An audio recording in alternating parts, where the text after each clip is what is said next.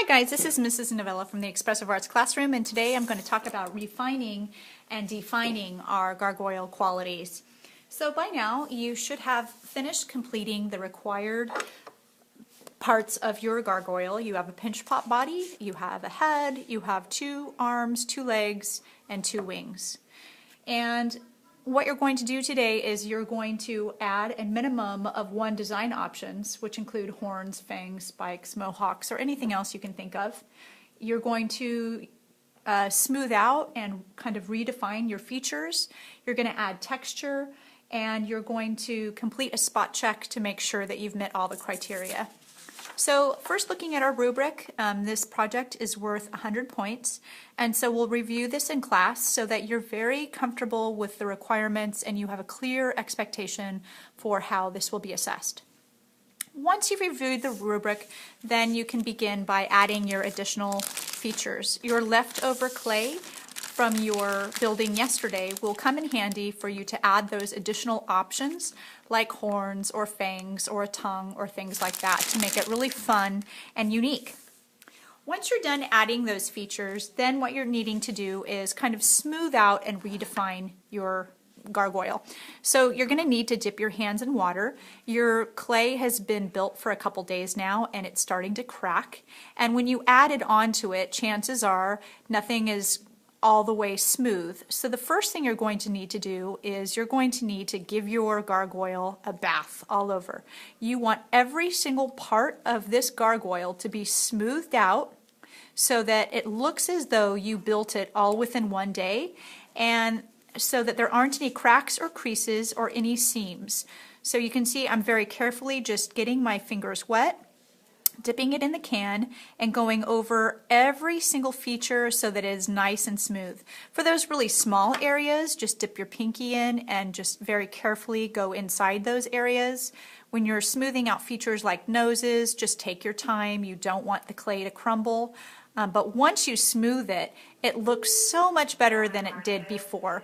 So that is your first step, is to give your gargoyle a bath and smooth out. Now you may think that the front is all that matters, but when you turn your gargoyle around, and I'll tilt this up so you can see it, you can see the back looks really bad. You really need to smooth out those seams, especially where you fused the wings together, and make sure that the tops and the sides and the back are all smooth and slick. Okay, so once you're done with that, what's nice about doing that is that it moistens your clay for you.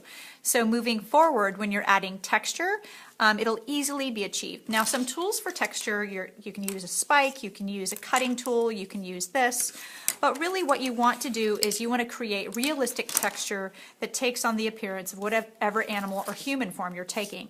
So at your table, you should have several different images that you can compare. You can see the lines within the wings. You can see creases where a neck bends. You can see wrinkles and dots and creases where eyes form. All of these examples will give you really concrete visuals for how to create texture into your gargoyle so that it looks realistic. You can add these little teeth, you can add these lines, you can see that there's a different texture for the chest. And so what you would do for that, for instance, if you were going to add texture for the chest, you could use lines, you could use dots, but what you should do is kind of mix it up so that each feature is unique and stands out on its own. Now, as you're creating texture, when you are using the subtractive method, like pushing in, you are subtracting clay. And when you do that, there's residual clay that's going to come off on your point. You need to pull that off and make sure it doesn't stay. For instance, in the wings, when I created texture using the subtractive method, you can see that there are bits of pieces of clay that I need to carefully take out and remove. So creating texture using the subtractive method is simply carving into the clay. But when you carve into the clay, there are bits and pieces of the clay that want to stick that you need to take the time and remove. So creating texture is required. It's required on your wings.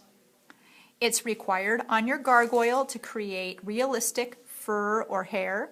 If you're creating details like fingers, You're going to be using the subtractive method to create lines, and all of those subtractions have areas that you need to clean up.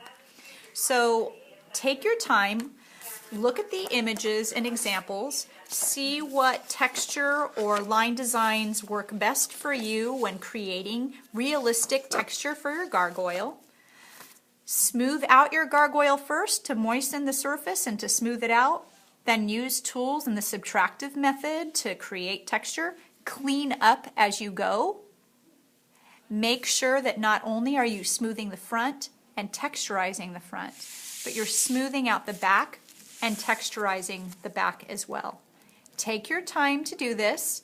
The more time you spend on these fine details, the better your gargoyle will look when it's all done. And these gargoyles are going to look amazing. So have fun and finish refining and designing your gargoyle.